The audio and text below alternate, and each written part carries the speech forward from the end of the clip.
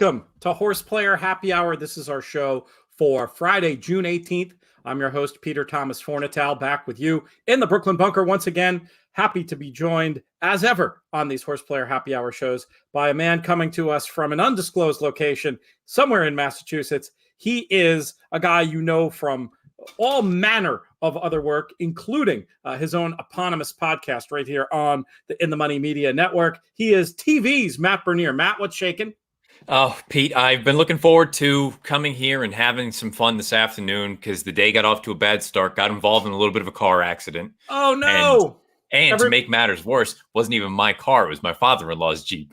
So luckily, our car itself is fine. But, there was some debris that shot across the hood and whatnot. It's kind of a bummer of a way to start a Friday. So I'm looking forward to diving into these races this afternoon. It'll be a good distraction for both of us. I haven't told this story yet on these airwaves, but a couple of weeks ago, I wasn't even there to make matters worse. Susan was out visiting friends in New Jersey, and no one was hurt. It sounds way worse than it is, but there was a one-car accident, and our car, no one was in our car. It was just parked on the side of the street. A kid hit it, and nobody was hurt. The kid ends up flipping her car. Our car was totaled. And really? It was craziest thing I ever heard. But on the plus side, no one was hurt, and the value of the car we're going to get because it was totaled, I'm going to say is 2x what we would have got if we tried to sell it. So in the end, it was an EV play to allow the car. Hopefully everybody's okay in your scenario, and you're not going to have too many horrible conversations ahead of you. No, it was just terrible luck. I was waiting to pull out of the parking lot, and it's a notoriously bad parking lot to get in and out of. This time of year up here, the beaches, everybody's ready to go. A car was trying to turn into the lot, didn't see the car who was parked. Another car was trying to go around it, T-boned them. Part of the bumper shot across the hood of the Jeep, and luckily everyone's okay. I'm stunned because it was a pretty significant impact for those two.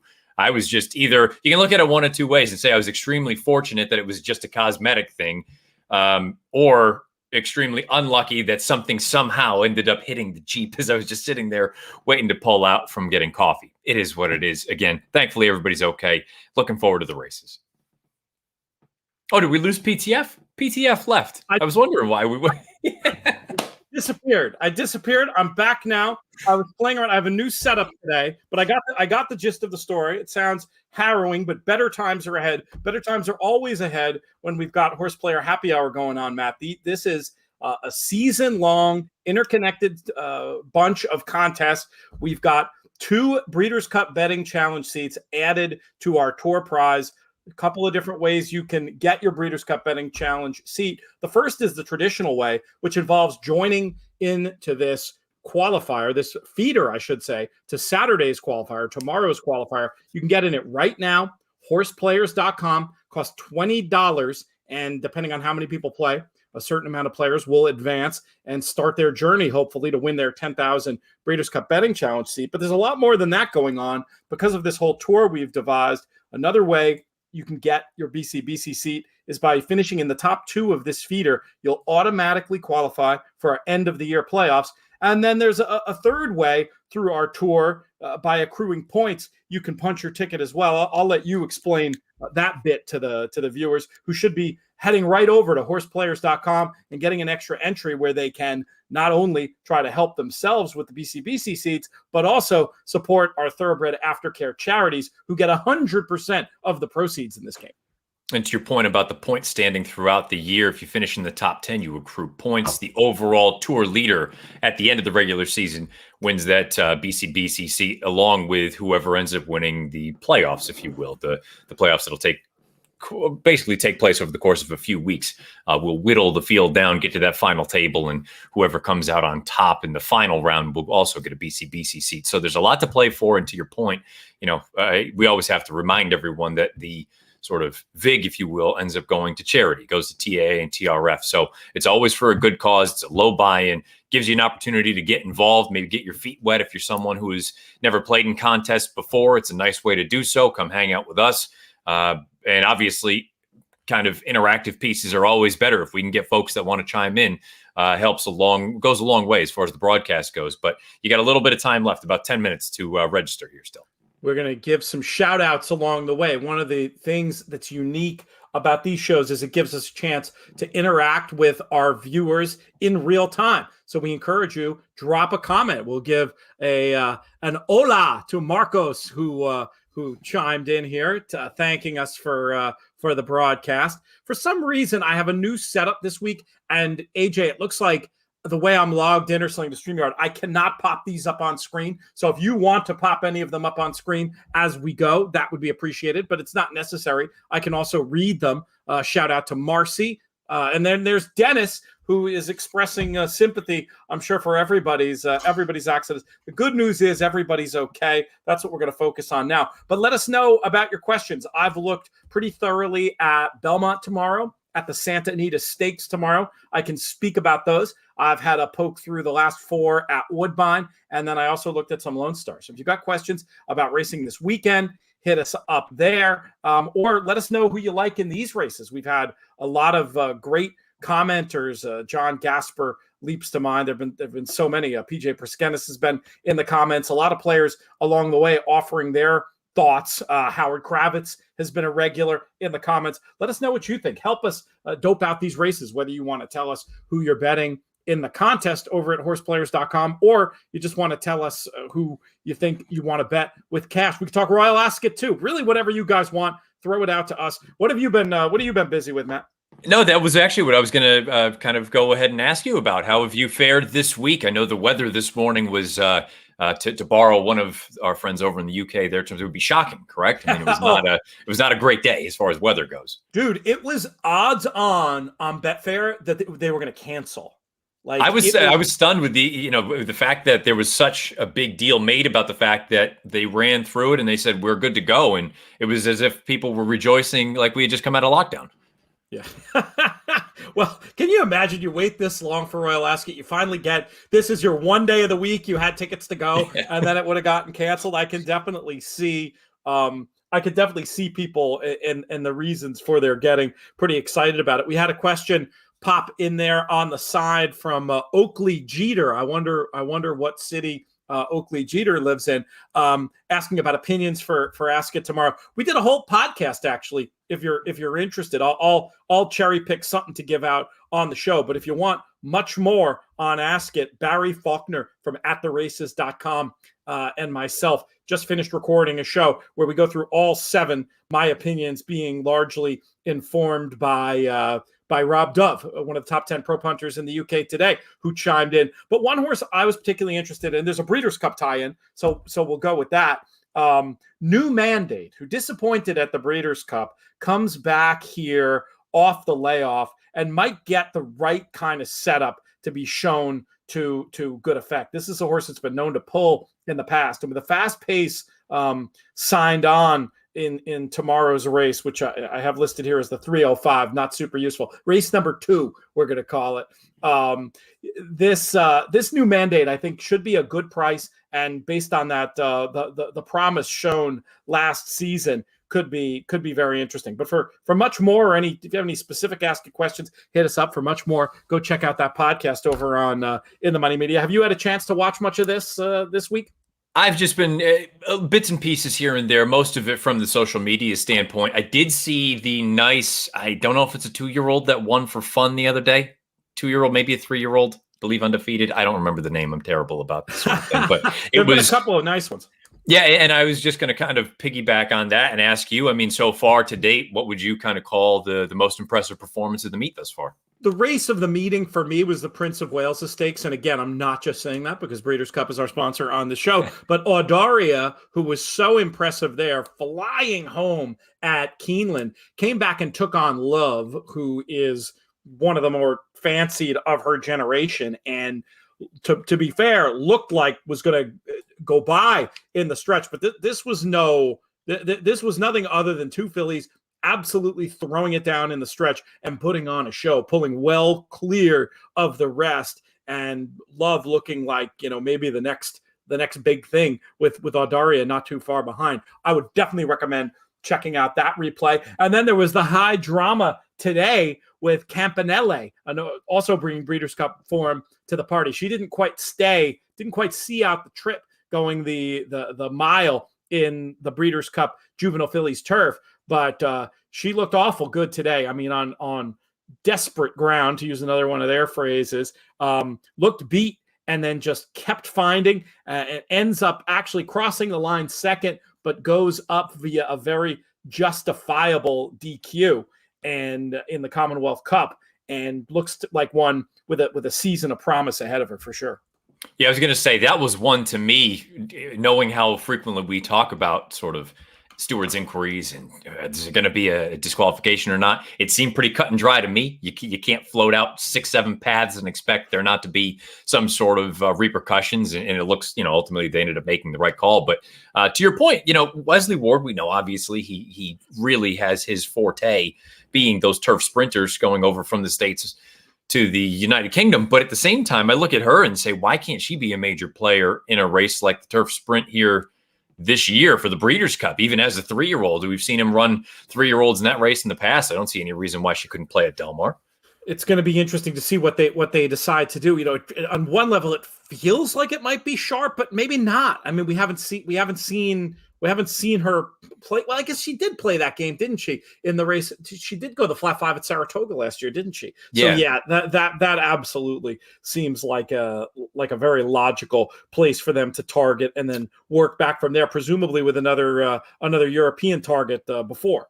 Well, one other question for turf sprinters before we dive into Gulfstream and everything else here today. I saw Batosh ended up finishing 4th, I think, in his race. Is it a product of maybe he was 7 at this point? Is he getting a little bit long in the tooth, or was it just kind of you can give him an excuse?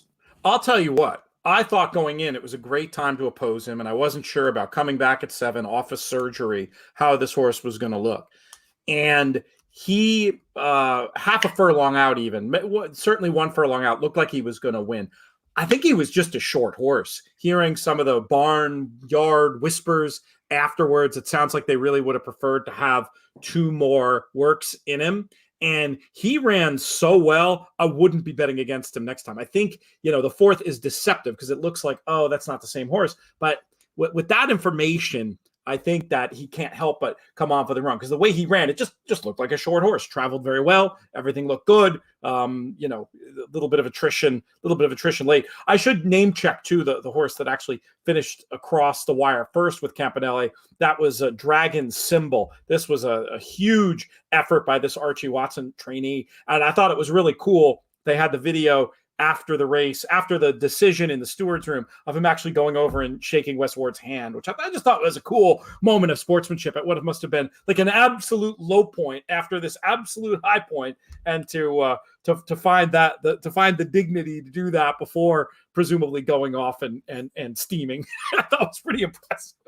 I could be wrong. I believe Oisin Murphy rode the horse who was disqualified, and he Correct. was quoted right afterwards saying, "Welcome to horse racing," or something along those lines. Where he then goes out and wins the next 2 and is now the leading rider. I mean, another amazing storyline today. I mean, what a lesson in that for all of us, not just in horse racing, but in life. You have these terrible disappointments. You can go and you can sulk. You can take your ball and go home. Or you can go out and do what you do and show people how good you are, and that's what Oisin Murphy did in that spot. Very impressive stuff. We are just a couple of minutes away from this race at Gulfstream. Matt, maybe we should pivot to that. Did you have much of an opinion in this 4th race here? We've got $35,000 claimers, fillies and mares 3 and up, going 7.5 on the turf.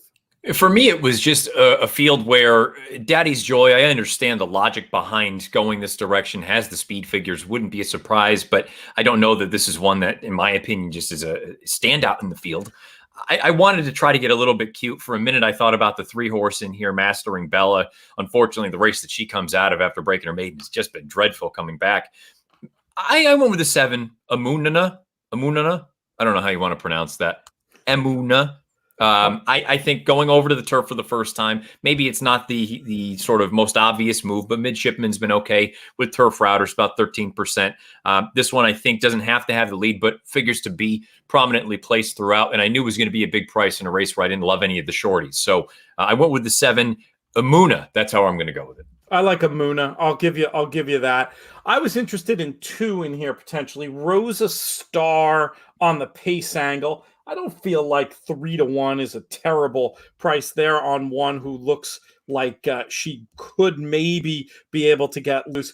Not a horse you're going to want to be banking on overly with the 1 for 41 lifetime career mark, but this is a little bit of an easier group. I thought the last run was all right. I wanted to keep her in the mix, and I feel like at the prices, number 9, Twilight, is maybe a little bit interesting. This one probably a little bit flattered by the setup last time, but I wanted to pick something at a little bit of a price I thought would be coming from a little bit more off the pace. Another not exactly winning to kind in this 2-lifer level with the one for 15. How did you evaluate this favorite? Certainly does seem a little bit comparatively unexposed to some of these rivals, but I was hoping that Rosa Star might be able to, just looking at pace figures, get ahead of this one.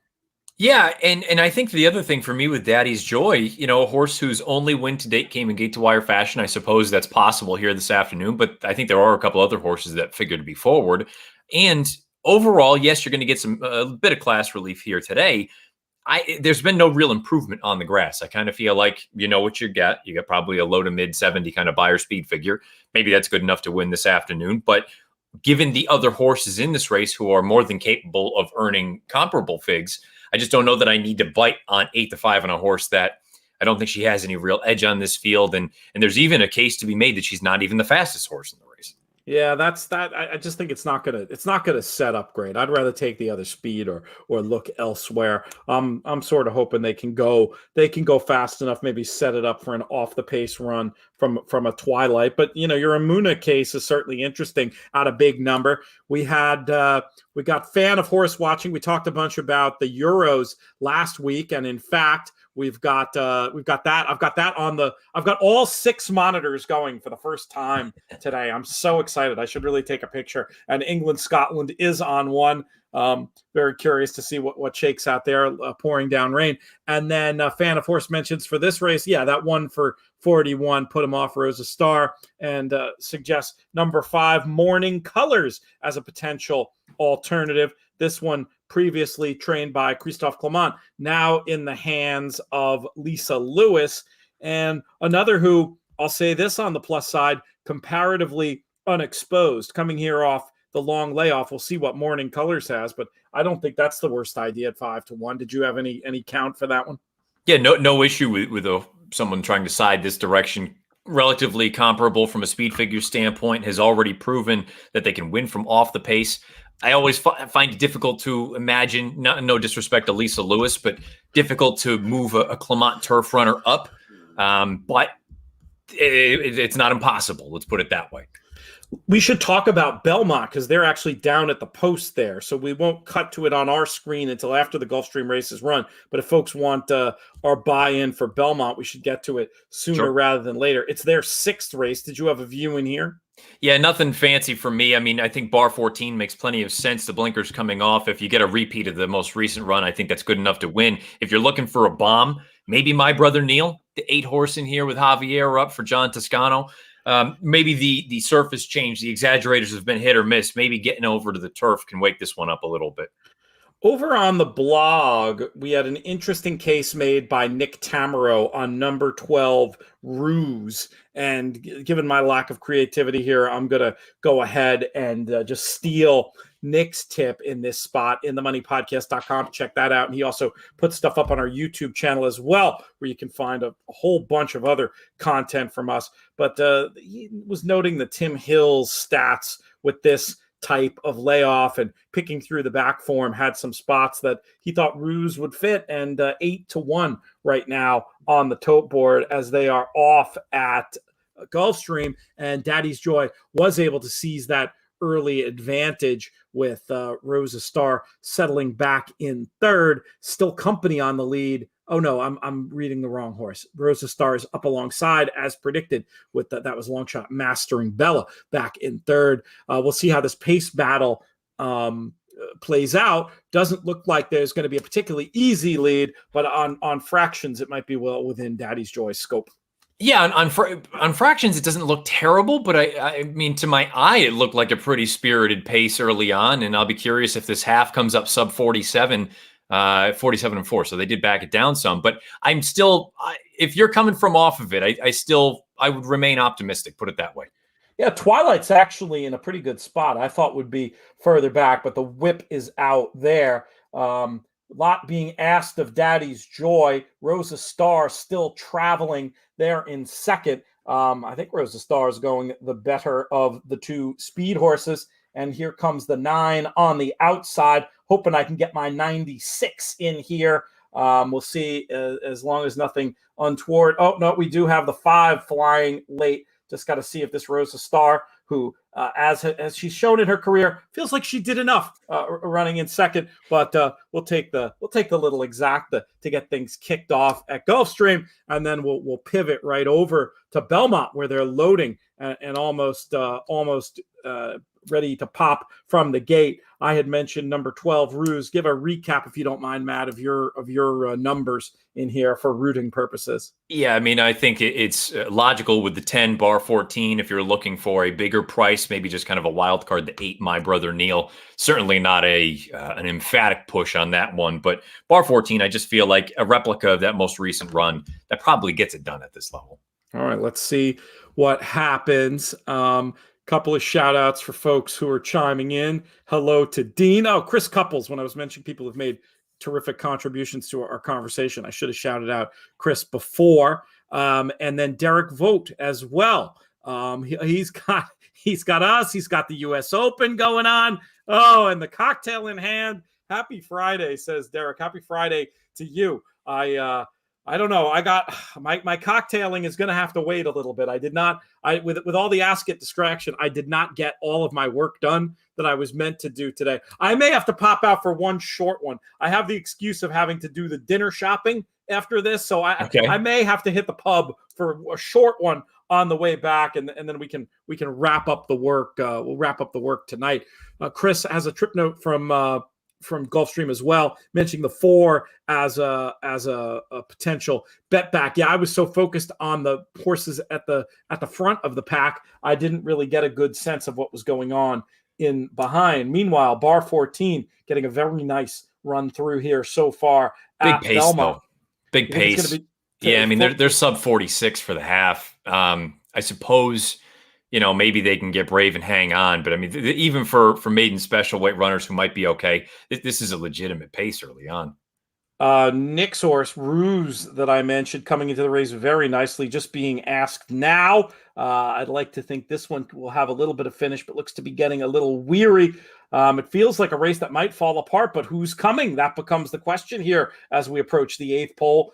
Looks like number 7 going the best now, and might come 7-12. We'll see if this anybody else has an impact late. 7-12, nice shout from Nick Tamaro over on inthemoneypodcast.com. And that was one of the logicals in this spot, Cotton, who gets the job done. Yeah, I think you go back, that's a race that you're going to want to keep an eye on. Anyone that was close to that pace early on, they kind of paid the price. So I'll lump bar 14 in there. I'll lump Ruse in there, who I don't want to call it a premature move, but maybe it was you just kind of made the front a little bit too early when you were that close to the pace. And then the horses rallying from off of it. This is one of those talking about trips and whatnot. Okay, great. You ended up a good third in there. Well, you had the run of the race. You had the pace fall down in front of you. So maybe you wanted to actually downgrade those performances despite the fact that they look better on paper. Yes, that's one of the ways you can get an edge looking at race flow, just having a sense of when the bare form isn't representative of the effort. And certainly when you're dealing with horses, one of the best ones of all, I talk about it week in, week out, making those moves into the hot pace. I think Ruse probably qualifies for that distinction. And sometimes you can bet against these horses when, whatever you want to call it, whether it's a high number on Jake Jacobs's racing flow numbers or a red pace on time form, those horses that just do their running late. And then if you want to take it to the next level, you look at those horses that have the setups. If they still aren't running even average late pace figures, you can definitely downgrade them in my experience. Who knows? You have to look at the next race too. Maybe they'll get a setup again and be able to get a piece. But very often I find those runners will be overbet. I would even go as far as to say not only can you downgrade them, in some instances, I would say just toss them. because you're just not afraid of them really to, if they win, so be it. And I understand maybe it's easy to say that if you're playing a pick 4, pick 5, whatever it may be. But to your point, those are the kind of horses that they seem like they always get bet. And for one reason or another, they just can't take advantage of the circumstances. So, yeah, I mean, I would just even go another step and say, if you really don't like the horse, and I think it's something that we all kind of fall into traps of, I'm afraid of this one, I'm afraid of this one. Take a stand, say, you know what, if they beat me, they beat me. Toss them out of here. Try to create a little bit of value by doing so. Especially in a bet like the double. If it's a day where I'm investing a lot of money in a bigger pick bet and I have enough opinions that I'm justified in doing that, I'm not going to want to get beat by a horse that makes perfect sense on numbers who I'm a little bit against. But in the double, in the win pool, you can get real bold, and those are perfect runners to try to take on in all instances. But for me, especially in those simpler bets, if you will. Derek gives me the go ahead. He says that with the Wild Ascot week, all the extra podcasts, I'm allowed to stop at the pub. Thank you very much. I appreciate that. Strong Rope Brewery just down the block. It's kind of fun. I can tell we've got some English and Irish viewers today. And so they'll particularly appreciate that they do every Friday a cask beer. Cask beer, not very common in the USA, but they bust out a little gravity keg every Friday, pop it right up on the bar. It's very old school. And okay, I've been talked into it. I'll go down and have one of those. Maybe look at a few more races. So I had so much fun at Monmouth last week. We did HorsePlayer Happy Hour live from Monmouth. So this week, with Father's Day, I'm actually on TV. I'm working for Sky on Sunday, so I will not be doing a traditional Father's Day because it's not like JK, one of these 3-hour half shifts he gets to do. When I'm working, I'm on there for 6 hours. And so we just decided to do Father's Day Saturday, and I chose basically to carbon copy last week. Going to take the boat down with the family. We're gonna sit in a parterre, bet on some races. So I have to. That's my work I can do while at the pub. Is I'll look at those Monmouth races tomorrow. What was your impression of last weekend's Pegasus? Did you think it was? I saw a lot of people really kind of hammering on the Mandaloun fact that he should have won relatively easily in the grand scheme of things. I just looked at it and thought it was kind of a moderate pace at best. And I still don't think Wayburn gets the credit he deserves. I think he's actually a pretty gutsy little horse. I don't know. Mandaloun to me still has some things to iron out. It feels like anytime he hits the front, he more or less pulls himself up, and that's even with blinkers. What was your sort of immediate thought? I thought it was a better race than people were giving it credit for, because didn't he walk out of there too? He was in no kind of position. He had no kind of trip, and he has that quirk that you mentioned, and that quirk probably exaggerated by the whip rules, right? I mean, that's probably something in the past that's when he hits the front, horses, they're mental beings. I wasn't really just kidding about the horse that just ran second, that Rosa Star at Gulfstream. Like, that horse just gets up towards the front, thinks she's done enough. Yeah. Mandaloun makes the front, job done. And it makes sense that if in the past, whatever the sensation is that made him come back to task a little, you don't have that. I think it got exaggerated a little bit. And Wayburn, I mean, I don't think he could be described better. I mean, that's probably your Queen's Plate winner, don't you think? I mean, especially given the timing and the way, they were trying to go to the Belmont with him. Unfortunately, that didn't work. I believe he spiked a little bit of a temperature and ended up missing the Peter Pan. Going forward, I have to assume, you always, unfortunately, you have to reroute and sort of regame plan. But all along, the Queen's Plate was part of the situation with this horse. That was part of the sort of end game. So I would assume sooner than later, maybe you get a run on Synth, knowing the Queen's Plate is going to be run in August, I believe. Correct me if I'm wrong. They're keeping it in August, yes. Okay, so I would assume maybe you get some sort of a prep in, I don't know. I don't even know when the plate trial is, but something along those lines. Or maybe they just train him right to the Queen's Plate. But to me, he'll run all day. I'm not worried about that part of it. And he's probably a little bit better than maybe he gets credit for. I think that's right. Oh, this is cool. Dean, who we shouted out before, coming to us. It's breakfast time, Saturday morning in New Zealand, a place where I'm dying to go racing. It sounds like there's a lot of little, really interesting meets. And I think it's we have a friend who's over at, I think it's Cambridge Stud, Scott Calder, who used to be the marketing dude, basically the human voice of American Pharoah over at Ashford Stud, has gone home. He's running that place. I want to go and say hi to him. Obviously, we got to wait for some things to get a little bit further down the line in the world, but a New Zealand racing trip will happen. So, Dean, connect with me. I see you're watching on Facebook. Connect with me over there. You can tell us, you can give us some tips about where to go in New Zealand. Derek has chimed in. I mean, I think Derek basically in his comment is echoing what we were saying about Weyburn. I mean, this is an interesting horse. It was a weird looking race, but I mean, I gotta think it's better than the visual impression that it made. Fan of Horses back asking if you could play just one pick 5 this weekend, which one would you choose? That's an interesting question. I mean, for me, I typically default to New York, and I have some opinions late. You do have those 3 stakes at Santa Anita.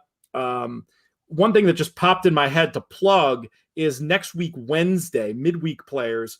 Very interesting opportunity with the stakes racing at Canterbury and that industry low 10% pick 5. Now, I don't know how the stakes races shake out vis-a-vis when the pick 5 is going to be, but we'll be doing a special show for that next week. If you're new to us, if you want more from us, probably the easiest thing to do is check out our stuff over at inthemoneypodcast.com. You can also subscribe to all the feeds on our network via iTunes from the In the Money media feed. We encourage you to do that. And then if you're interested in playing in these contests, and there's no reason you shouldn't be, horseplayers.com is the place to go, the official qualifying site of the Breeders' Cup Betting Challenge and the National Horse Players Championship. I have another question for you, not to continue peppering different things in, but we have a little bit of a lull here until Gulfstream comes up. That's what it's peppering different things in is what this is all about. And at some point we can get a leaderboard with the first 2, but let's chat first. I earlier this week on my show ran through a number of sort of viewer questions and listener questions and things like that. And I had a number of people ask about Nick's go and what do you do with him going forward? Because this is 2 consecutive, let's call them, I mean, the Met was very clearly a poor effort. The run over in Saudi Arabia, I didn't think was terrible in the grand scheme of things. They were both around 1 turn. And, you know, I've heard chatter that they really do think he's a better 2-turn horse than 1. But he still remains, to me anyway, a horse who, if he doesn't make the front, I don't really trust him. I don't think he'd pass anyone. My thought was give him one more shot in a race like the Whitney out at 1 1/8. And if he can't hack it, then you kind of regroup and try to think about something else going forward. But I said I have really kind of, to be honest, I have a hard time assessing what he is and where he is at this point in his career. You have anything? I had heard that speculated as far back. She was onto it a race too early, I think, but Michelle Yu had said long ago that he was a horse that did his best running on the turns and maybe she was onto it at the right time. Maybe it was before the Saudi race that she said that. In truth, I don't think it was the 1 turn that beat him there as much as the pace battle with Charlatan. But I mean, I thought I had filed that note away and it had the ring of truth. But then JK's point about the Met was, even though I agree with you, it wasn't a very good race, that he really gave away his chance by not trying to gut the field. So why not take a shot in a race like the Whitney and just, go two turns, guns blazing. And the double win of that approach for Brad Cox is, maybe you have somebody else in there who can maybe take advantage if the pace ends up being too fast. So it's a chance where you can use team tactics, I believe, without compromising either of your chances horses. And Brad Cox, clearly a guy, clearly shrewd when it comes to matters like this. I would imagine they'll try something like that if the horse takes them there. I could also see them just getting super conservative if the horse is not. If he's telling them that there's some issue, we will see what other kind of approach they take. But assuming you have him back to any semblance of his old form, I don't know why you wouldn't go for a race like that annually. Probably the second biggest race, third biggest race of the Saratoga meeting. Yeah, and it was one of those things that even if the turns, he really does appreciate running around them. I viewed it kind of the opposite of by my standards in that they audibled to the Met. It felt like with Nick's go kind of, I don't want to say by default, but it was a passive move to go to the Met because they were very intent on running at Lone Star, and they only moved once Charlatan was withdrawn. And my logic there is if he's a grade 1 animal, you go to the Met no matter what. I get it's a nice payday at Lone Star Park, and no disrespect to our friends down there, but I just didn't see that. Seemed very, very passive to me, very conservative, as opposed to by my standards where they've made it clear the goal is to get him a grade 1. You figured it was going to be a short field. Yeah, 1 turn mile, probably not what the horse wants, but let's take a shot. And guess what? He nearly got it done. He finished a good second. So I viewed the 2 horses in that race in very different sort of perspectives. One from a more like, let's try it. And the other one from a, no, you know what? We're going to take a chance here. Always like to see that confidence ahead of the other way around. And that definitely gave fuel to the fire of the 2-turn, better at 2 turns versus 1, the fact that they were thinking that way. Chris mentions a possible scenario with Knicks Go, mentioning the idea of these horses going to race far away and then coming back, and that taking something out of them. I mean, people often theorize about that, but the only data study, the only like numbers I've ever seen on it, you see just as many, if not more, horses who are better later, and then some of the ones who never were the same had other potential issues. I guess maybe Arrogant would be a poster child for this type of idea of a horse that shipped and didn't come back. But I don't know. My thought is that's a narrative that I don't take too seriously, and I feel like I've seen just as many, if not more, of them come back and be better than ever. And I think that also folks, trainers, just the way they train today, even as opposed to 20 years ago, just know how to do that ship. So I'm not saying, Chris, that you're wrong, but it's not something that I'd be tempted to fade that narrative rather than back it. Where do you stand on it, Matt? I had a listener ask the exact same thing, and they use Arrogate as kind of their example. And to me, it's more on a horse by horse basis. I don't know that it's just sort of a blanket statement that, it's difficult to come back over here and run the same sort of race. Arrogate, I've gone on record. I sound like a broken record now. I think he just blew the engine over there. I think he ran so big that he was never, ever going to be able to get back to that once he came back over here. But, to sort of feed into the idea that it not all cases is that how everything plays out where they come back. I believe Royal Delta and Game On Dude came back to run the best races of their career, either in the first start back, and if it wasn't the first, they ran extremely well and then came back to run a career best. So I really do think it's sort of a case-by-case basis. And unfortunately, unless they've gone over and done it and come back, I don't think you really know how it'll affect any given horse. And it's one of those things. I know a lot of people talk about it with sort of the bounce theory. If you believe in the bounce theory, don't expect it to happen unless you've seen it happen. I guess it's kind of you're gambling at that point, one way or the other. Either they are going to bounce or they're not, or you're going to have some regression from the trip over to the Middle East coming back. I firmly believe it's kind of a case by case thing.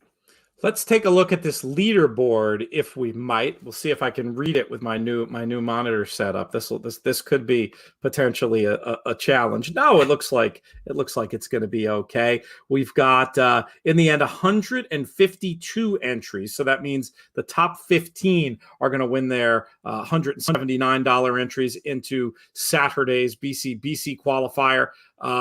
And just right now, rolling through, Kevin Harrell in first place. It's actually a tie with Dan Marquard. We've got Jorge Palza, Brent Pollock, Christopher Coleman, Andrew Uretsky, John Gasper. We just talked about him, and there he is with 2 entries on the leaderboard. Mike Gillum, Dylan Donnelly, who I had the pleasure of seeing at the Belmont contest, nearly the tour winner last year, and fantastic contest player. He was actually just a guest on Redboard Rewind with Spencer Lugenbuehl, I believe, for his 100th episode. John Bowl III, Darren Schweiger, Trish Smith, who's been very active in our comments along the way here as well. Good to see that name on there. And then we've got Michael Robinson, John Erickson, and Dr. Anthony Trezza, who I believe is our producer's dentist. Am I getting that right, AJ? So that's pretty funny as well. Dentist? Yes, you are. That is my producer, AJ here. Yeah, that is my eye doctor.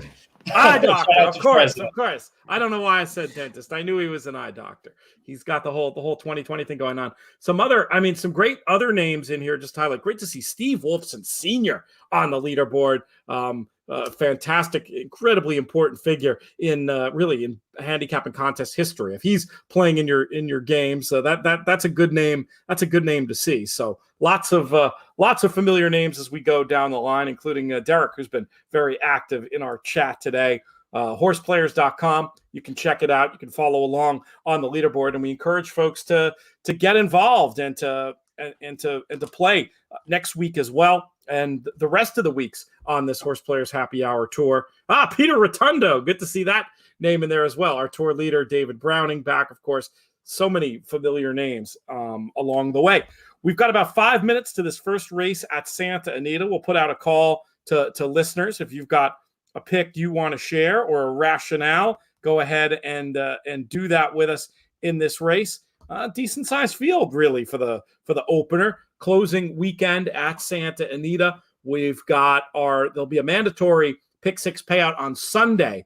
Going to be going over that sequence with professional horse player Blake Jesse, whose name I will say correctly on this podcast after mistakenly calling him Jake Blessy the other day. Blake Jesse will be joining me. If you want to check out our plus service and the extra content we get over there, inthemoneypodcast.com/plus. But it looks like they've got some fuller than usual fields and some good stuff happening at Santa this weekend. Have you taken a look at any of their stuff? I have not. I actually have one of my best friends getting married this weekend. So we are going to be venturing back to Western Mass tomorrow morning and going to be taking that in for the afternoon. And then we'll stick around, say hello to my dad on Father's Day morning before we come back up north and see my father-in-law. Hopefully we'll find out how badly the insurance is going to whack us on the hood of the car. not the conversation. Yeah, not the conversation you want to be having on Father's Day, but nonetheless, sometimes the conversation you want to have. A lot of people chiming back and forth about our conversation about Dubai and all that. Some questions of races to tackle, but the next topic of conversation has to be this opening race at Santa Anita. I've got some races. I've got some notes here to go through right now. We're looking at the 3 as a 2-1 favorite. What's your quick thought on this one, Matt? I don't want to say the word is out on Lookout Point, but it certainly feels like they are. The money is directed at that one, especially when you have another Gary Barber runner for Peter Miller in the field. I was more interested in the 5, Miss Bellatrix, into mischief, about 14% with the turf routers. The dam was 0 for 7 on grass, but the second dam was actually a pretty good turf router in New York. She typically earned buyers in the mid to high 80s. And the horse took some money on debut, was wide throughout. Now we stretch out. Second time out, moving over to the grass. It's not necessarily a high percentage move for Doug O'Neill's barn, but I just thought the price would be more, let's say, more appropriate on a horse like this. And you know what? I'll tip my cap and say if Lookout Point wins for fun, so be it. But I'll give the 5, Miss Bellatrix, a chance. Very interesting runner, I think. Has the benefit of that experience, which is good, and had caught money and had a real trip in there, I thought. So I'm with you that Miss Bellatrix might be the interesting one. I guess from a contest point of view, this is a spot where you can get super duper creative if you want, because you're looking at 2-year-olds in June going a mile. It's not something that you see all the time. Curious if anybody out there has anything clever. I'm actually tempted to. One fun thing you can do in the contest on horseplayers.com, the players who are playing, you can see their picks ahead, of course, in a pick and pray event like this, where all the picks have to be in. Steve Wolfson Sr., who we were talking about before, from his days at Harborview Farm, etc., team Affirmed, he's a guy who knows pedigree inside and out. If there's an interesting pedigree angle, he's probably found it in this race. if anybody wants to go and look at what he has and pop that in the comments for us. I'm just trying to go through looking for anything at a bit more of a price. This other Peter Miller runner has the benefit of experience, this flash of genius, taking off the blinkers today after not breaking particularly well. Ran a decent figure, but I mean, that's not an easy post, is it, for a 2-year-old going 2 turns? No, by no means, and especially if you're going to be off a little bit slow, as was the case in the career debut. Maybe we get an improved break here out of the gate second time out. But if you're going to be a little bit slow, that means you're probably going to be carrying ground because of obviously the people down to your inside. So, the horses. But point being, I'll be very curious to see what we get from this one. I'm also going to be very curious to see what we get from the Ryan Hansen trainee. I haven't pulled up the numbers specifically, but I've long said I thought had he had a chance to run on grass, that Gormley would have been an exceptional turf runner. And now we have a 2-year-old. His 2-year-olds are starting to hit the track, and this one they're going to debut going long on the turf. We should have texted Michelle Yu before we got going. I know that was definitely a host fail to not get the skinny. Probably there's 0 minutes. It's pointless now. But yeah, Gormley. Yeah. One thing that I like also is that Shadow Thrower, the dam by Giants Causeway, 2 to make it to the races, and they were both winners. And one of them, Third Army, was okay, definitely at least okay on turf. Might need it, I suppose, but an interesting runner to follow, and certainly Ryan Hansen and Michelle, easy team to root for out there. We're going to learn a lot more in just a couple of minutes here when they pop from the gate. Get your trip notes ready for this one with these 2-year-olds going 2 turns. We're sure to see some horror shows. By the way, it's very early for Gormley, but he has had 7 starters, 3 for 7. I didn't realize that. Pretty darn good start. Yeah, that's an excellent start. Point of entry, the sire of the other favorite we were talking about before, another who's done pretty well. First out, obviously, he's had a lot more opportunity. They're trying to just clear from the outside with the 11. That tactically is probably the right move, but we'll see how much exertion, how difficult this is going to be to get there. And the horse wasn't able to clear, but in a decent spot, 3 wide. They're not going to be too unhappy about that. That's not a bad spot at all for Miss Bellatrix. Getting the cover, should be able to hopefully settle down and make a run. That's got to be quick for these. 23:15 for the opening quarter. Yeah, especially for many of these horses, either first or second time starters. I'm sure when we talk about it, I think it's easier for older horses coming off the bench, typically going a route of ground as opposed to a sprint, because a sprint is just all out from jump. With these babies, I think there is something they're going to need a little bit of stamina building to get to this point. Having said that, the leader did back it down considerably that second quarter.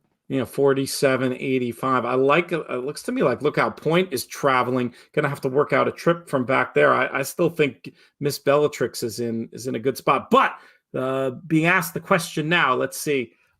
Was racing greenly for a stride or two, but then one shake of the reins and seems to have picked back up here as they start to turn in. We'll see if she's got any finish. Looks like she should be able to go on with this and put this sucker to bed. Let's see what this horse to the inside has left. Nothing. Looks like it may be an easy win for Miss Bellatrix. Impressive performance and a nice pick by you, Matt. Thank you. Yeah, it's really all around. I thought that was a pretty impressive performance, all things considered. Again, she worked out a nice trip in there. Thought it was a good ride from Umbi Ruspoli, and it was also a situation where, look, the final time's not going to, knock your socks off in 38 and change. But all things considered, first time going a route of ground. It's still early for the 2-year-olds. It's only mid-June, so I'm not expecting to see gaudy final times and speed figures thrown up there, especially going a route of ground. But at least you'd like to think that, okay, we got something to work with going forward. Let's hop over to Gulfstream, where they're getting ready to go into the gate. We'll each give a quick word about this one if we can. We've got more babies going on the wet, fast dirt in this spot. A lot of first-time starters. Did you have one that caught your eye? I did. I like the 5 Octane in here. 9-2 right now for Carlos David. Past year, first-time starter, dirt sprint, 4 for 14, 8 in the money with almost a 2.5 ROI. Jaramillo up for the Arundel outfit. And the price is right on the 5. So Octane for me. I'll give a little bit of count to the 7 risk versus reward here, being by Practical Joke and being out of a Medaglia d'Oro mare. Maybe this wet dirt will move him up a little bit. Just an absolute guess up in a tricky little race here at Gulfstream. Probably who breaks best is going to determine this one. And I suppose it's worth a shout to the one with experience, number 6, Lightning Larry. But this horse did catch a little bit of money first out, but I don't know. Doesn't it feel like maybe one of these firsters is supposed to step up and get the job done? Especially when you look at some of those pace figs, depending on, and I know they're not all cut out the same, but Timeform US had that as a slow pace throughout. So I understand probably was more difficult to try to rally at the end of the run, but you would have liked to have thought you could stay closer than 3 lengths if the pace is genuinely that slow. So I think if one of these fresh faces can pop out of the gate early and go out there and set a legit pace, I'm not going to talk you off of 3.5 to 1 on a horse with experience, but I would rather take a shot with one of the new faces. The 9 Forever Super seems the steam horse here. Kind of a cool pedigree on this one with American Pharaoh and Warfront in there. I feel like a lot of the Cassie babies, now obviously some of them are great and win, but you get a lot of hype, and then I was just going to say, and then they're off slow, and boom, that's exactly what happened there. That was one I would be looking to avoid. And so, all right, your 5 is right out there. And I'll tell you what, this Forever Super, despite the tardy break, looked like was going to come and make a little middle move, but at 5 furlongs might be too far back already. We'll see what happens in this duel between the 5 who Matt flagged up and the 6, the one with experience, Lightning Fury. I'd like to think Octane can hold this one off, but the one with experience traveling okay too. Forever Super trying to get into things, and everything else struggling a bit at the back of the pack. And we'll see if this thing can punch back on the inside for you, Matt. Yeah, I'm not ready to say it's over just yet, but it's certainly getting late. The 1 is trying to rally from the back of the pack. It looks like the experience is going to win out, though. But to be honest with you, that's the sort of effort. Granted, you're going to be dealing with, let's call it odds on next time out. But that to me is a classic case of a horse where, all right, it unfortunately didn't work out today, but broke like a shot, went right to the front, showed that speed, and just got a little bit tired.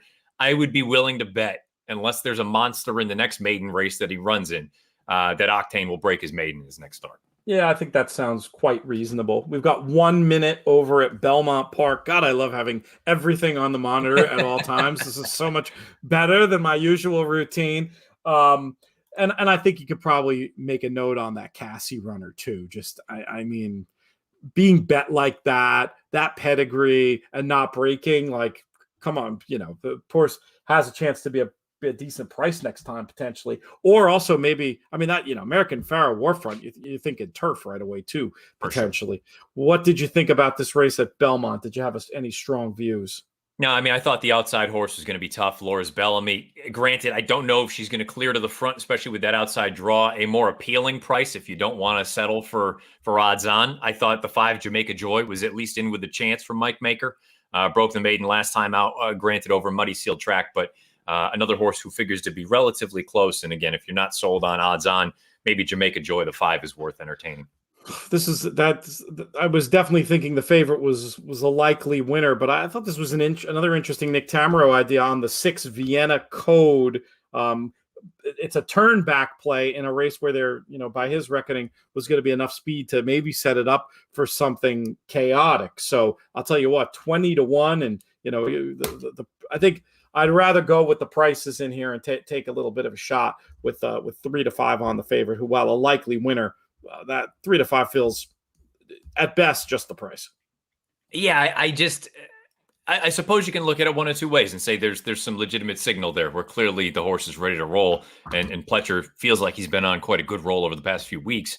Having said that, if you're just looking at the horse, there's nothing that suggests 3 to 5 in this field, to me anyway. I agree. More like an even money chance, Yeah. It was not 9 to 5 on the morning line. And I say that unless it's just strictly that 82 buyer that's staring you in the face. Now, granted, I think you also need to factor in Timeform US and Buyer. They're not necessarily simpatico based on that most recent run. Maybe you want to factor that in as well, in that perhaps that Buyer might be a little bit on the high side. That's 100% right. A 90 on the Timeform scale, 95 raw, but still, that's like a 75 take that edge away, and also earn through blue fractions. So maybe not as good as it looks. We'll see. She's certainly getting a good little sit here. She did backflash out to 4 to 5. Where are our prices sitting? The 5 is toward the rear and the 6 is bringing up the rear. So we would need a pace meltdown. To be honest, the two kind of, the fractions are fair enough, but I thought this was a pretty comfortable lead. Yeah, looks absolutely fine. For that meltdown scenario to happen, we're going to need a move made, I think, to Beautiful Karen sooner rather than later. Who's that? Where's cruising up on the outside in the yellow cap? Looks to be going pretty well. Which one's that? Is that Diva Dinner, perhaps? Or I don't know if we're going to get any kind of run out of him. I think went wide and just seemed to lose the action. Meanwhile, up front, the speed horses are still there. And Laura's Bellamy making a little bit of a late move, but it's going to be the 4 Diva Banker, unless something strange happens here in the last furlong, who got a nice sit and change of running style today. It proves to be effective for this daughter of Central Banker. Dylan Davis and Ray Handel going to be getting the money in Belmont's 7th. Yeah, a tough one for me to land on first time against New York breds, but I would call it a significant step up in class. This is back-to-back wins at prices. One at almost 20 to 1 last out against Open 8s down at Churchill. Now comes back at 11 to 1 and beats state-bred N1X types.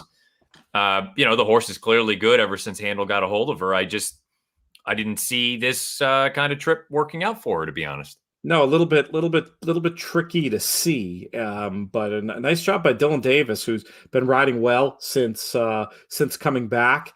And I do like that angle of new to New York breds, the sort of stranger New York breds. But this is a hard one to.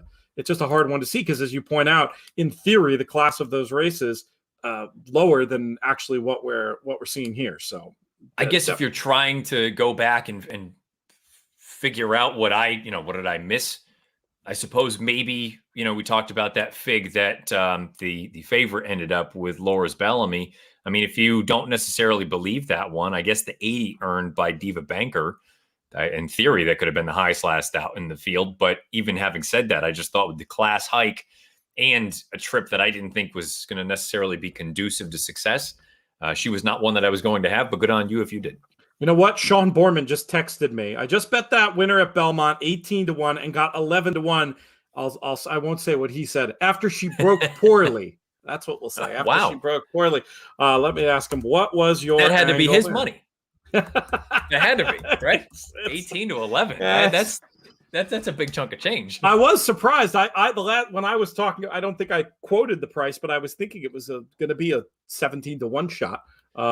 He's 3-dotting me, so we'll have his answer pretty soon here. We've got another nice little spot to deal with some questions and shout outs and all that fun kind of stuff. Let's see. We've had a few people chiming in on the past races. People betting against some folks who were betting against the 9 Forever Super in that Gulfstream race. Yeah, I mean, somebody made the point pre-race about how the 9 had the best pedigree, but the best pedigree when you're talking about a firster going 5 on wet dirt, like, I'm not going to say you can throw the pedigree out, but it just doesn't. It's not.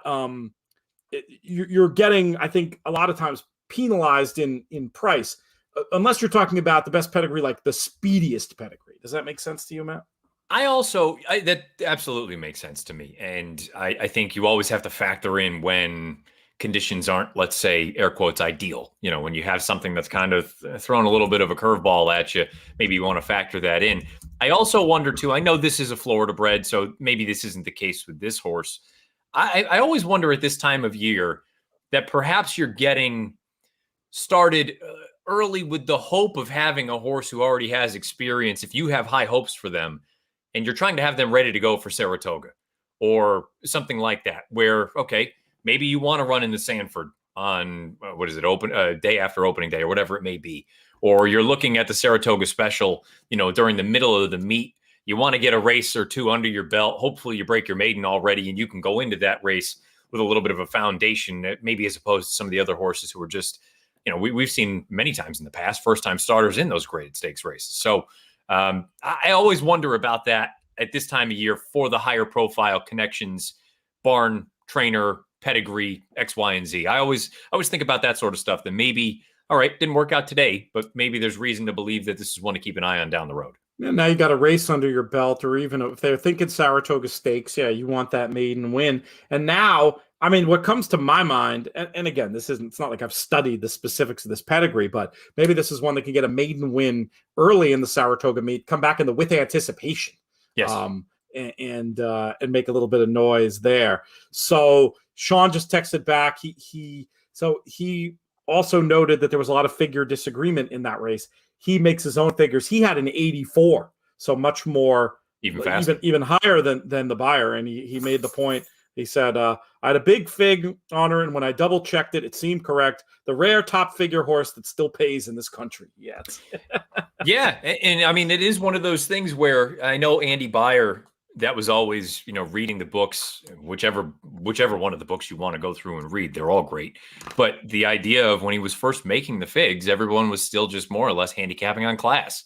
And really, when push comes to shove, if a horse is faster than everyone else, I don't really care. In most instances, they're just faster. I mean, there are exceptions to the rule if at the highest level you're taking on considerably better talent. But, as we kind of alluded to, maybe there was reason to think that this field was a little bit open for taking. And if you've got what you think is an edge, nothing wrong with that. So to Sean's point and what we just talked about with that 80 buyer, if you thought that the favorites number was a little bit on the high side, Diva Banker all of a sudden inherits the highest last out fig in the field. I get it. My head always goes to race design at this point before figures, simply because of what Sean was saying there, that it's so rare that you can get an edge on that. And Sure. For me, in a race where I saw a lot of speed, I didn't see this horse getting this trip. I wasn't clever enough. But it's a good point that sometimes when you can just get back to basics, I mean, hey, if you can give me, again, 18 to 1's better, but even 11 to 1 on the figure horse, I'm going to throw in the figure horse most of the time if I'm paying attention. And to be fair, I mean, I'm with you. When I looked at the race from a stylistic standpoint, I just didn't see a scenario in which it was going to work. But again, if you're just faster than everyone else, I suppose you factor that in. And that is always, despite the fact that there are, there's an abundance of really quality products out there from a figure standpoint. There is always something, and granted, it's a lot of work, but I would say at the very least, go through the exercise of trying to put together your own figs, because then you will have a much greater understanding of how they are created. And when you can really start to look at things and say, I think that may actually be a little bit off. And then there's a way that you could possibly take advantage. I'm not saying you got to go out there and make them all on your own like Sean does or so many of these other folks that we know. But at the same time, I think it is a very useful exercise to at least know, how the bread is made, how the, whatever you want to use as sort of an analogy, how the fig is created. I think there's a lot of sort of useful insight that goes into that if you know how they are created.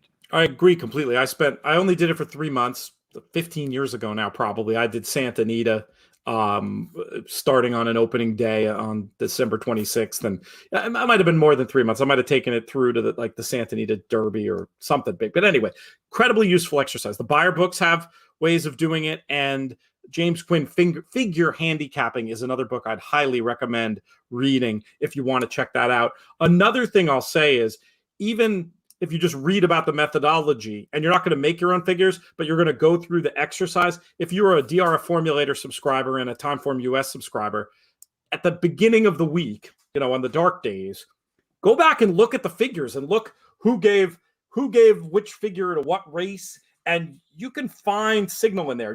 It's super interesting to know when they're different, right? And if you make a note when they're different, and then you start following the horses who come out of that race and how they do and what figures they run, it's a lot less work than spending the months making your own figures. And it can give you a whole lot of the benefits. And heck, you don't have to limit yourself to those two figures. You can use whoever all's figures you want. But that idea of race review and then making notes based on race review, that's a way you can take your game forward in a very, very big way. That for me is kind of where I'm at now with a lot of these races where you go through, and I typically use 3 different figs.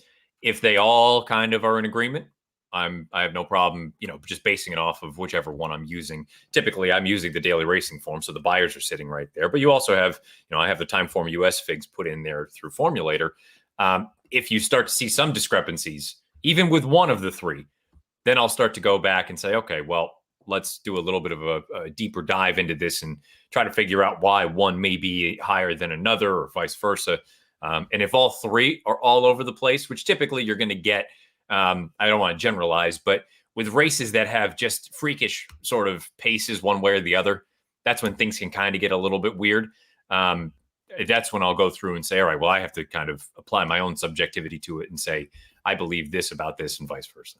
At the risk of going down the rabbit hole here, something that I love to do that I haven't done for a long time is, and this is frustrating to me that I can't remember if it's a Kieran concept, a Jim Quinn concept, but the idea of like identifying race shapes as follows. You judge the pace, either fast, slow, or neutral, and then you judge the final figure versus the par, same thing, fast, slow, or neutral. So I wish there was a PP product that essentially just did that. Because like to me, at a glance, that's what I want to know. And then different race shapes, fast races, you want to bet, kind of want to bet everything out of. Slow races, you kind of don't want to bet anything out of. But then you can also see, when there are slow average races, maybe you want to upgrade the closers, etc. And you go all down the line with that, and it's just it's an interesting way of looking at the world that and when I'm focusing on one circuit, it's something that I'll know really well. These days, I'm looking at I've never looked at so many races in my life, and so some of the detail falls off. But for people looking to focus on meets like Del Mar or Saratoga coming up, or if you just want to do it for all the key Breeders' Cup preps and have that in your notes going forward, starting to look at the win and you're in races and the other obvious races that are going to have implications for the Breeders' Cup, I highly, highly recommend it. Yeah, I mean, and to your point about sort of the way races are run and the figs that are earned, I'll just cherry pick 2 because they're top of mind and they just happened. The Met Mile, which by my estimation for grade 1 runners at a flat mile, slow early and the final time wasn't all that sexy. Yeah, Meanwhile, slow. The Belmont Stakes, fast early, fast final time. At the very least, the top 2 ran enormous races. And as we talked about last week, I actually don't think the 3rd and 4th place finishers really ran all that bad. And I wonder if you're going to look back in time and say, you know what, that Belmont, not only did the top 2 put on an absolute show, and maybe that ends up being sort of, you brought up last week, the Rags and Curlin race, or, some of these other Belmonts that we, come to mind just immediately. But maybe you go back and you say, you know what, the other horses that ran in there, sure, they got beat a country mile, but they were pretty darn good. And they came back to do some big things coming out of that race. Yeah, it's a de facto class drop, even coming back in at the graded stakes level. I mean, granted, that's a grade 1, so it's a literal class drop too. But right. You follow what I'm saying. 100%. The same principle holds. Some shout outs. Oh, let's pop this one up, AJ, back from, it's a Derek comment from 356. I like this because it's, not only is it praising us, which is always good, but I like this visual. I always like to think of the people who are listening and watching. He's a happy in the money plus person. The extra content as well as the summaries on the thoughts. That is a fun thing about it too. We will send you like basically the numbers that we talk about in the show, so you don't have to take notes yourself. But the part I really like is he's out.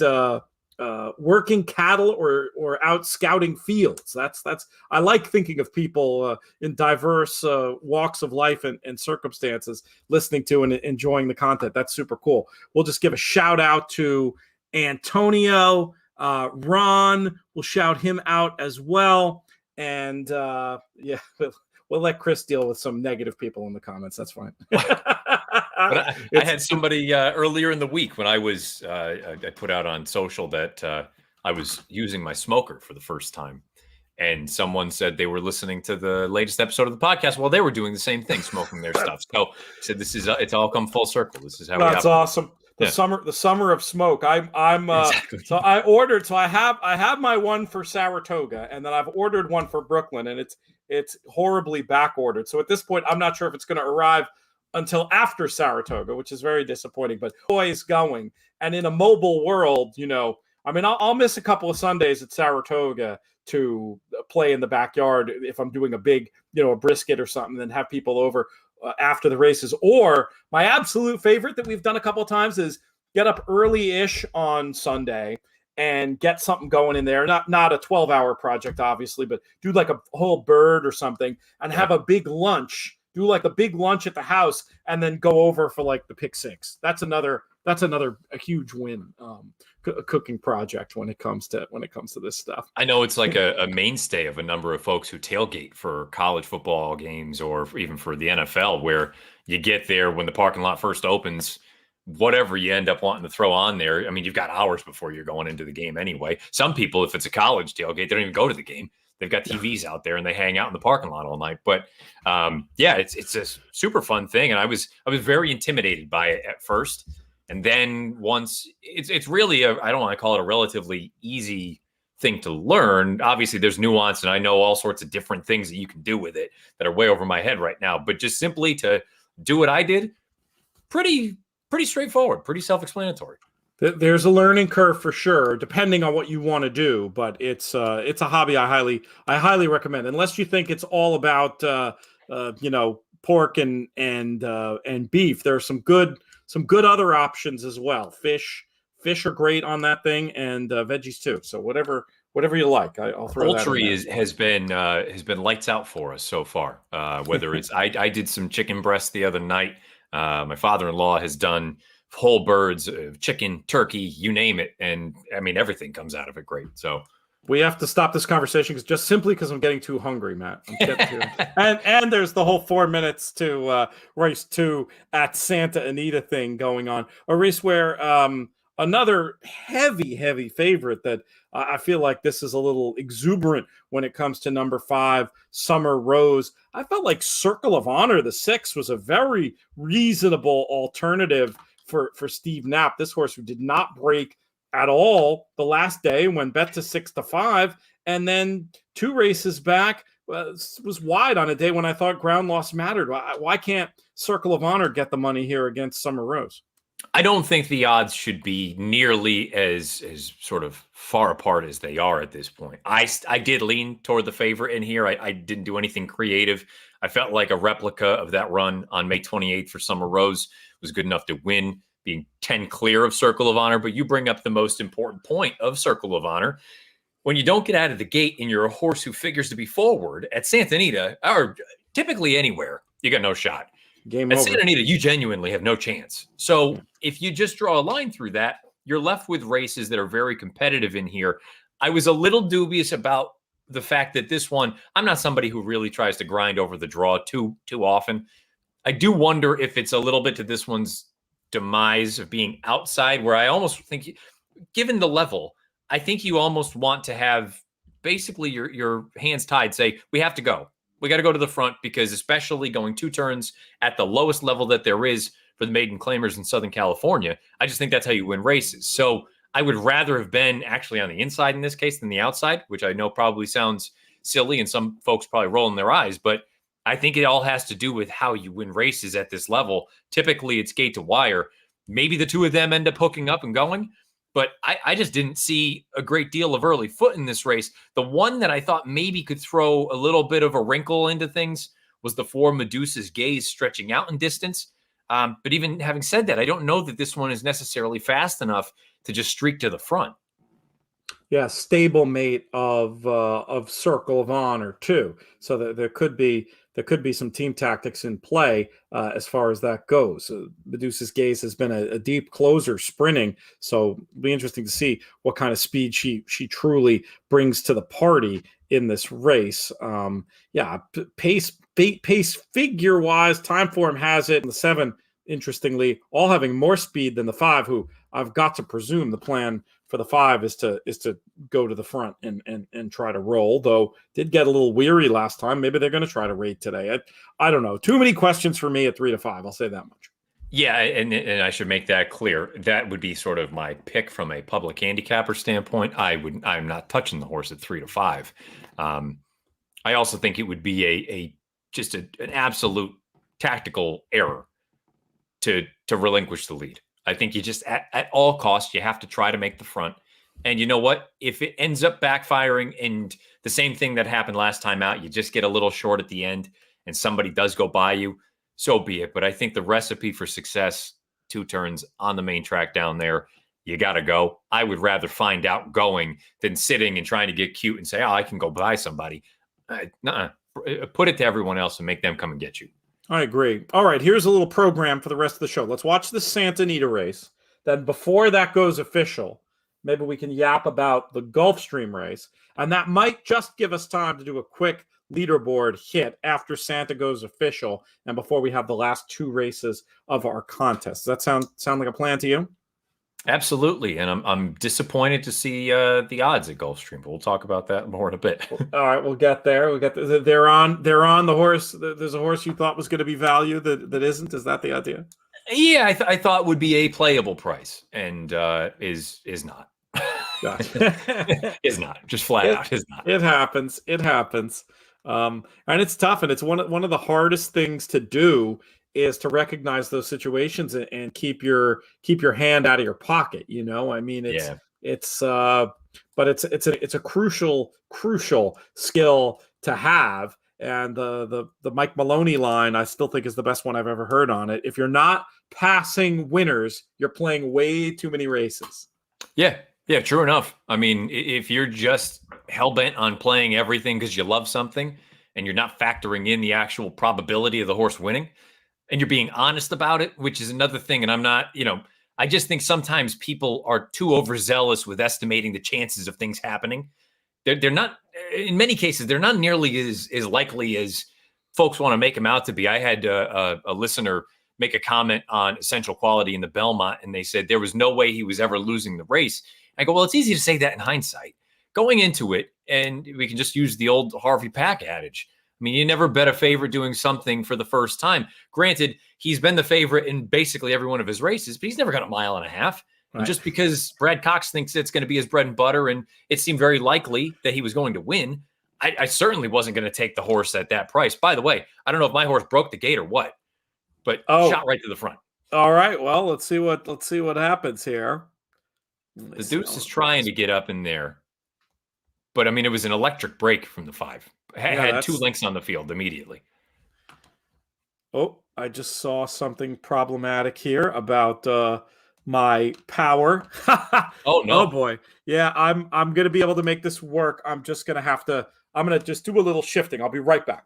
That's all right. We're gonna walk through the race here. 24 for the opening quarter. Again, at this level, I'm okay with the positioning here. I say I want to go right to the front. If you think this 23 to 1 shot is really going to be a nuisance for you, then probably not all that great. But I do think this is an instance where if the 5 doesn't win for whatever reason, it's not because they didn't give the horse every opportunity to get the job done. 48-2, even at this level, this is the kind of trip that you're looking at saying the horse should win relatively easily from here. If he is or she is, I should double check that, is what I thought she was going into it. And at 4 to 5, you would think you should be able to take care of this thing pretty comfortably. It'll be very curious to see at this point. The 4 Medusa Spirit is trying to get involved, or excuse me, Medusa's Gaze is trying to get involved in this thing. But from here, I would like to think that Summer Rose is going to be able to just waltz, given the way this track typically plays. You've got the 8 Queen of Love trying to make a little bit of ground late at the end. And the 5 is getting leg weary, but I think it's going to be too little too late here. Medusa's Gaze is trying to get into this thing, but it's going to be a 5-4. Did I speak too soon? Oh my, I might have spoken too soon. It might be a 45. That's going to be very close. And that may have been the kiss of death right there from me, saying that it's going to be too little too late. I'll be very curious to see where that wire comes up. The 5, this is 2 in a row. And this race especially, there's no real excuse because the trip that she picked up, the pace of the race, the fractions just weren't fast whatsoever. She's out in the clear. puts a few lengths on this field, and this could be 2 consecutive starts where she just drops anchor. And the distance is the other piece that is interesting to me, because last time out it was at a flat mile. This was at 8.5.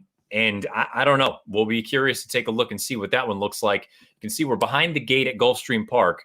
PTF, I may have just absolutely put the kibosh on that winner at Santa Anita. I heard that was. We'll see. It's dead tight.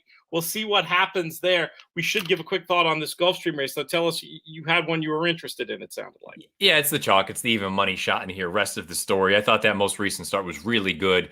Close to the pace early on. Had to tuck back down on the inside, save some ground. I thought had to wait a lot longer than ideal. Still almost got up. I typically don't like blanket finishes on dirt, but I think rest of the story makes the sense in here. But even money is far too short.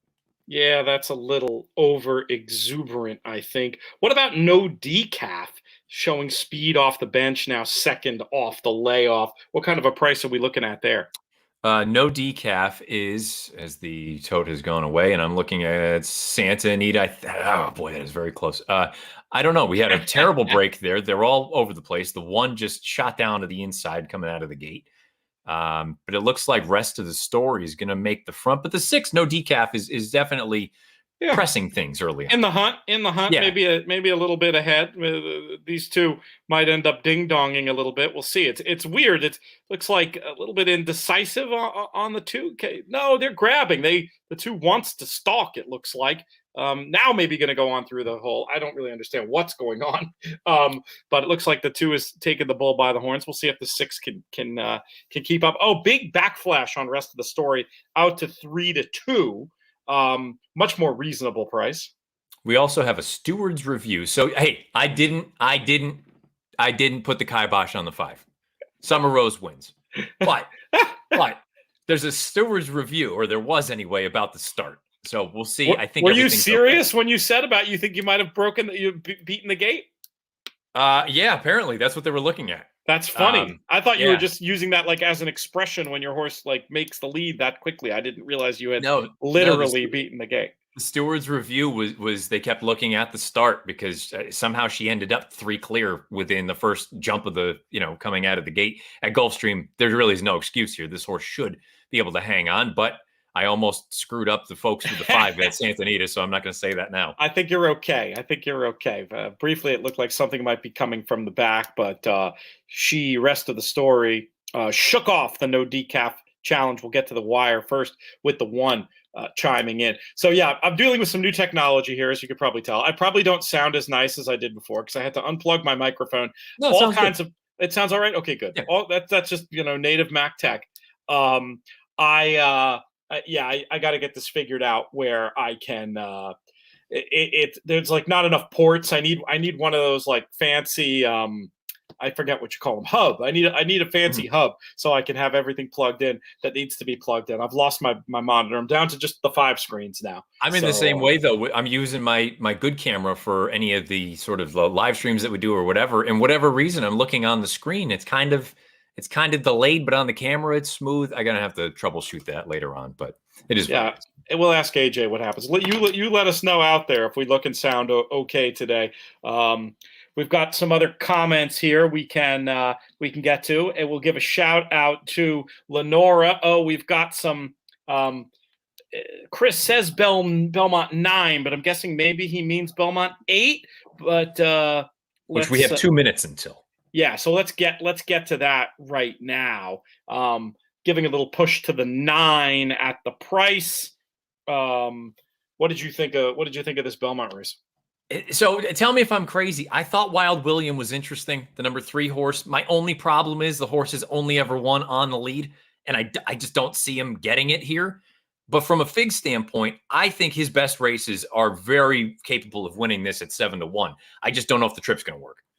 Yeah, that was my question, was just how's this trip going to work out for a horse that I feel like wants to lead, and you've got on time form 3 runners who look faster early. I was thinking, especially because 6 on the turf at Belmont, very often you are able to close anyway. And then when you put this level of pace into the mix, all the more so. Who is likely to benefit from that pace? probably the favorite. Scuttlebuzz might end up just getting a great situation here for Manny Franco and Rudy Rodriguez.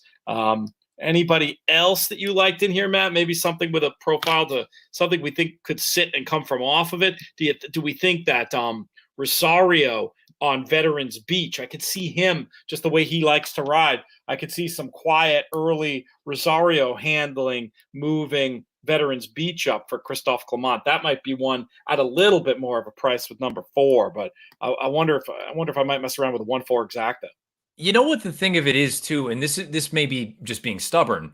I am looking at this saying, while he may not make the lead, I still think the price is worth gambling on. I mean, he's 7-1, and again, I think his best races are every bit as good, if not better, than anything else anybody can run in here.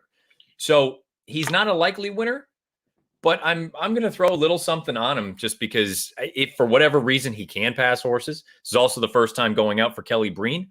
I want to at least find out. Yeah, I agree. I would not try to I was giving you my view, but I didn't mean to talk you off. The other factor is no. Look, you and I looked at it the same way. Yeah. The other thing, though, in addition to the new barn, lots of time, right? I mean, it's a 6-year-old. He probably is what he is at this point. But new barn and time, maybe they've been working on other things with him. Maybe the whole plan here is to hold this one up and come running, in which case I'd really like him based on the figures. So there's a case to be made. Yeah, and I do think there's still that piece of, you have to think of things from a probability standpoint in that, look, he's not likely to make the front, but if he does, or if he can actually sit and pass horses 8-1, that's suggesting that he wins this race about 11% of the time. I think he wins it more often than that, and I'm just playing the numbers in here. And he's getting a decent sit. It looks like they want to be stalking, and perhaps being able to sit just off that lead could pay dividends. We'll see how fast this is. The way they're strung out, I think it might be playing out pretty quick, and maybe the likes of the 1 and the 4 can get into it. The 4 is also doesn't have a bad sit at all if they're like just going a little too fast. I like where Rosario has Veterans Beach. I love where my horse is if he can pass runners. I think it's been, in the grand scheme of things, a really good trip. I just don't know if he'll go by anyone. Yeah, we're about to find out here in the lane, 44.50, and here comes Veterans Beach, and here comes Scuttlebuzz. Here's your got a good chance at my 1-4 here. Let's see if we can get that to go. Played it for the meltdown, and that's more or less how it came down, with Scuttlebuzz getting the better of Veterans Beach. Best trip. I mean, just completely flattered by the pace, but I mean, a horse that made perfect sense on numbers as well. We'll take it. Good call. Very good. Well, thank you, and not one that's going to shake up the contest too much. And that's it, I think. Right? That's our that is our 8th and final. So we'll wait for this to come official, and we'll do the things that we do. We've got a comment here from James Pillars. Why don't we pop that one up there, AJ? We can speak to that. Gives us another ITM Plus plug. We appreciate that. In themoneypodcast.com/plus to learn more. How do I manage to handicap numerous cards in a day? Any shortcut secrets? God, I wish. One thing that I will say is I spend a lot less time than I used to, like mapping out pace scenarios. I will, it's a Thursday show and I'm looking at 4 things for Saturday, I'm going to largely defer to the Timeform US pace projector when it comes to that stuff. And then obviously I'll manually change it as I piece through the past performances. But, the way I like to do it is just go through the races we're talking about, write a quick and dirty version of what Mike Maloney might call an ability figure, basically just based on what I'm seeing in the PPs, what number or range, if I were doing it the 100%, I might even do it like what range of numbers is the horse going to run and what are the likelihoods, and getting granular like that. If I'm in a hurry, I'm just going to write down a number real quick, and I'm going to go back and I'm going to look at the numbers that where I rated the horses on there and look at the trips and try to figure out, internal pace battles, and I'm going to go on with it. And, trip notes, I'm not going to have trip notes on every circuit we're talking about. I'll defer to the chart if I have to. I'm going to have trip notes for the circuit I follow most, New York, or I'm going to have trip notes for big races, and I can use those. But it's a lot of basic bread and butter handicapping and just trying to evaluate those internal pace dynamics. That's one thing I feel like you can do relatively quickly that can give you a pretty decent opinion. I mean, that race at Belmont being a decent example of that. Just, okay, I'm going to play this one for the meltdown. Or conversely, you might say, I'm going to play this one for the pace to hold together and use these two pace setters. Or I'm going to concoct a scenario where I'm going to bet against the second and third best speed, even though they might be the second and third choices, and try to stitch together an exacta that way. So, I mean, those are some of the quick and dirty things I do, but I'll tell you what, that's not enough for betting. You really need to go back and do, I mean, betting, like, if it matters if you win, you got to grind and you got to do a lot more. And really at that point have a sense of what price every horse in the race should be, which is something I know, Matt, you have a lot of experience with, building those value lines. For me, if you told me I had to make my living betting horses, I would probably just try to focus narrowly. I'd try to know everything about that group of horses, and I'd try to price up every race. And I would honestly, if it is genuinely a profession as a player, I would stick to certain races within that circuit. I mean, if I were a pro player and I was playing New York on a daily basis, there is no chance I would put any money into a turf sprint because I'm not good at them, at analyzing, who's going to be where and who's going to do what. I would focus, or like Santa Anita, I would look really, really strong at dirt routes because I know what wins there. Now, you may need to sort of create some value because you don't want to just settle on 4 to 5 shots. So you may need to shop around and try to hook up a double or something along those lines, or try to exploit one of the other pools out there, whether it is maybe you have an overlay in the place pool or something like that. But to your point about sort of the down and dirty, if you're trying to do a number of circuits, it's the pace situation, which again, you can use Timeform US's pace projector. I think that's the easiest way to do it. And the only other thing I would add is, if you really are trying to do, I'm making it up, 5 different tracks and you are crunched for time, go through and eliminate the horses that you don't think are fast enough and don't give them the time of day. If you are really, really up against it from a time standpoint, I wouldn't suggest doing that if you are super serious about it. But if you're saying, I'm making it up, I've got 12 races for a contest, I have 30 minutes to handicap them, figure out the pace situation and take out who's not fast enough and go from there. That's a very good thing to do. And I agree. You're going to miss some huge prices if it's like what you're trying to do. But if you're in a hurry, and then there's the whole computer software thing. But you know what? We'll put a pin in that conversation and leave it for another time. But that can be a very interesting way to vet races quickly. And there's a few different ones we could give out some free plugs another time, but we won't do that now because I believe we have a final leaderboard and we can see who our 15 players are who will be moving on to Saturday. We can see who our 10 players are who are going to be getting our tour points. Didn't mention how the tour works exactly. We've got you get 100 for a first place finish and 10 for a 10th place finish. And we see a lot of familiar names in here. A lot of familiar names. Todd Van Dree is our overall winner at 80-20. Andrew Uretsky in second. Stephen Dudenoff in third. Dr. Anthony Trezor, who is not a dentist, but I don't know if he's an optometrist or ophthalmologist. I'm going with optometrist. He finishes fourth, getting those valuable tour points. Peter Days, Dylan Donnelly, we talked about before. Wendy Long, who's a long-standing contest player, a fantastic sports writer in her own right. Peter Rotundo gets his name up there. He's eligible to play now that he is no longer an employee. Chris Couples, great job. Been in the chat all day. Excellent to see him there. And then Matt Miller, big friend of all the ITM programming. Good to see him getting some tour points. We'll do a tour leaderboard early on in next show. And let's, Matt, I'll let you read out the other 5 who will advance to play on Saturday tomorrow. Jorge Palza finished 11th, Michael Robinson 12th, Darren Schweiger in 13th, Gary Blair in 14th, and Terrence Severson in 15th. Those 5, along with the top 10, they'll all qualify for tomorrow's BCBC qualifier, which you can just buy your way into over on horseplayers.com. And unfortunately, they just miss out on points as far as the tour is concerned. But good news is you're right there, and you have every reason to come back again next week and play again. There you go. Goalless draw in the soccer, the world football, whatever you want to call it. proper football. You could even call it that if you want. You won't offend me. England and Scotland finish up at the same time as us, which is kind of funny. Match went basically exactly as long as the show. What else? That's it. I think we're wrapped here. We'll be back next week. Tell people about these shows because, yes, I know inviting other people, you're theoretically lessening your edge, but that's not what this is about. Tell people about the live stream, get them in the comments, get them chatting with us, and get them supporting our charities, the Thoroughbred Retirement Foundation and the Thoroughbred Aftercare Alliance. Thank yous. Well, thank you, Matt Bernier, for giving out more great opinions and helping people cash on these shows. No 10-to-1 pluses today, but I'm sure that you'll be right back to that next week and some excellent ideas all the way around. And you didn't even mush that winner at Santa Anita. Oh, it was so close.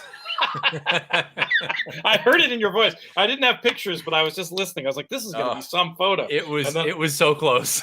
Oh, too much. Well, thank our friends at the Breeders' Cup, of course. We love working with them, and I've loved coming up with this project that helps equine charities and helps horse players, frankly. Great working with them. AJ Wash, producer AJ, really appreciate his help pinch hitting for producer Craig. Great to get a chance to work with him. Thanks, though, most of all, to all of you out there for listening, whether you're watching on our YouTube channel on demand or sticking with us live. Definitely try to join us live next week. We'll be back once again, roughly 3:15 on Friday. That's going to do it. This show's been a production of the Breeders' Cup and In the Money Media. On the In the Money Media side, our business manager is Drew Coatney. Our chief creative officer is Jonathan Kinchin. I'm Peter Thomas Fornatal. May you win all your photos.